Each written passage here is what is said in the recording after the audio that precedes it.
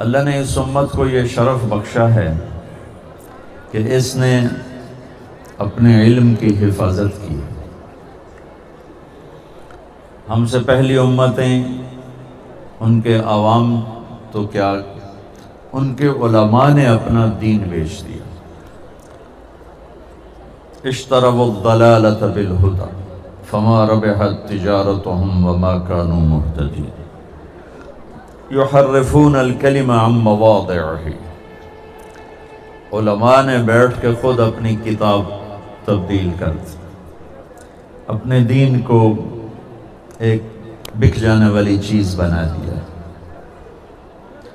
اور اپنے ہی ہاتھوں اپنے دین کا حلیہ بگاڑ دیا، اس کو مسخ کر دیا۔ اور اس امت نے آسمان سے اترے ہوئے دین کی صرف حفاظت نہیں فرمائی، زیر زبر کی بھی حفاظت فرمائی، جانوں کے نذرانے پیش کر دی۔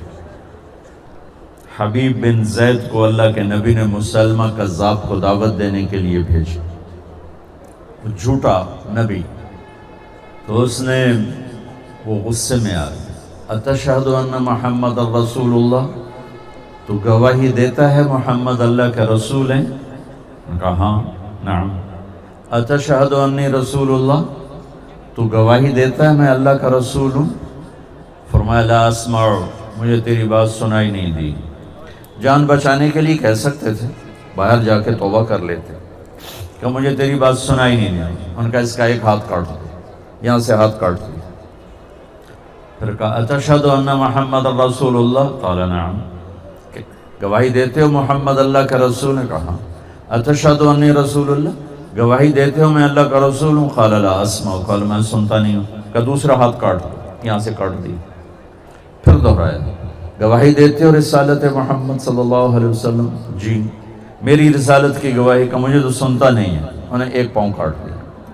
پھر اس نے دہرایا، پھر انہوں نے وہی کہا میں نہیں سنتا، انہیں یہ پاؤں کاٹ دیا۔ دونوں ہاتھ کٹ گئے، دونوں پاؤں کٹ گئے جان بچانے کے لیے۔ الا من اکرہ وقلبہ مطمئن بالایمان، قرآن اجازت دے رہا ہے، میرا اللہ اجازت دے رہا ہے، جان پہ خطرہ ہو کلمہ کفر کہہ کے جان بچا لو، بعد میں ہم سے توبہ کر لو۔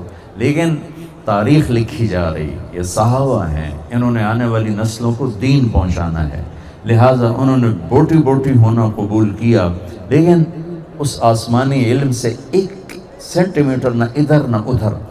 پھر اس نے کہا اتشہد ان محمد رسول اللہ، گواہی دیتے ہو محمد اللہ کا رسول؟ نے کہا میں اللہ کا رسول ہوں، گواہی دیتے ہو؟ کہ مجھے سنتا نہیں۔ انہوں نے کہا اس کی ایک بوٹی اتار دو، تو خنجر سے ایک بوٹی اتار دی، زندہ۔ پھر اس نے دہرایا کہ مجھے سنتا نہیں، کہا ایک بوٹی اور اتار دو۔ ایک ایک بوٹی اترتی گئی اور وہ ادھڑتے گئے اور ادھڑ گئے، اور ٹکڑے ٹکڑے ہو کے موت کو گلے لگایا، لیکن آسمان کے علم میں خیانت نہیں کی۔ ہاں، ان کی ماں کا سنو، جب یہ خبر پہنچی مدینہ کہ حبیب بن زید کو یوں ٹکڑے ٹکڑے کر دیا، تو ان کی ماں ام عمارہ نصیبہ بنت کعب، کہا ام عمارہ حبیب کو یوں ٹکڑے ٹکڑے کر دیا گیا۔ تو اس صبر کے پہاڑ ماں نے کیا کہا، لہذا اليوم ارضعتہ، یہی دن دیکھنے کے لیے تو دودھ پلایا تھا۔ کمال، وعند اللہ احتسبتہ، اور یہ صلہ مجھے میرا اللہ دے گا، میں نے لوگوں سے کیا لینا ہے، اسی لیے تو دودھ پلایا تھا، یہی دن دیکھنے کے لیے میں نے دودھ پلایا تھا۔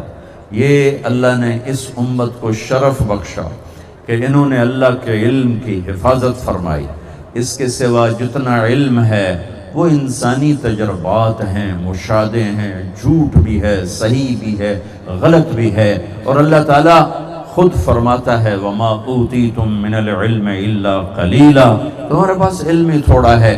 دنیا کے بارے میں اللہ فرماتا ہے يَعْلَمُونَ ظَاهِرًا مِّنَ الْحَيَاةِ الدُّنْيَا وَهُمْ عَنِ الْآخِرَةِ هُمْ غَافِلُونَ، انہیں صرف یہ مٹی گارے کا علم ہے، انہیں آخرت کے بارے میں پتہ ہی کوئی نہیں۔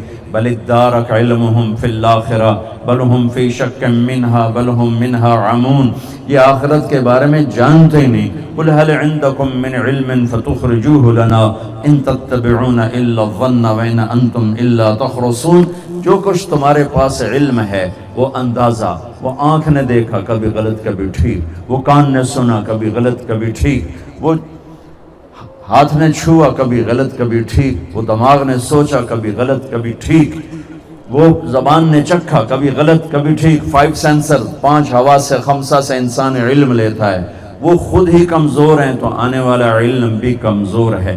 یہ جو بچے نے ایک حدیث پڑھی ہے، ان کے سامنے جو کتاب پڑھی ہے، یہ وہ علم ہے جس کے بارے میں اللہ کہتا ہے اِنَّهُ لَقَوْلٌ الْفَصْلِ وَمَا هُوَ بِالْهَزْلِ، یہ قول فیصل ہے، یہ قول فیصل ہے، ناقابل تبدیل ہے۔ وَتَمَّتْ كَلِمَةُ رَبِّكَ صِدْقًا وَعَدْلًا، یہ ناقابل تبدیل ہے، عدل و انصاف کے ساتھ اور سچائی کے ساتھ۔ یہ کلام علم اللہ کا، علم اللہ کا کلام مکمل ہو چکا ہے۔ لا تبدیل لکلمات اللہ، لا مبدل لکلمات، نہ یہ بدلتا ہے نہ اسے کوئی تبدیل کر سکتا ہے، نہ کسی میں طاقت ہے کہ اس کو تبدیل کر دے، نہ یہ اپنی ذات میں بدلتا ہے، اسے بدلنا چاہو بدلے گا نہیں، اسے آگے پیچھے کرنا چاہو ہوگا نہیں۔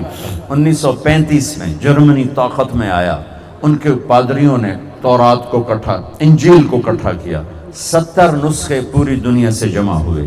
جب انہوں نے ان کو ایک دوسرے سے ملایا تو ہر نسخہ دوسرے سے مشرق مغرب کے فاصلے پر تھا، زمین آسمان کے فاصلے پر تھا۔ وہ سر پکڑ کے بیٹھ گئے، اب اس میں سے کون سا نسخہ ٹھیک ہے اور کون سا غلط؟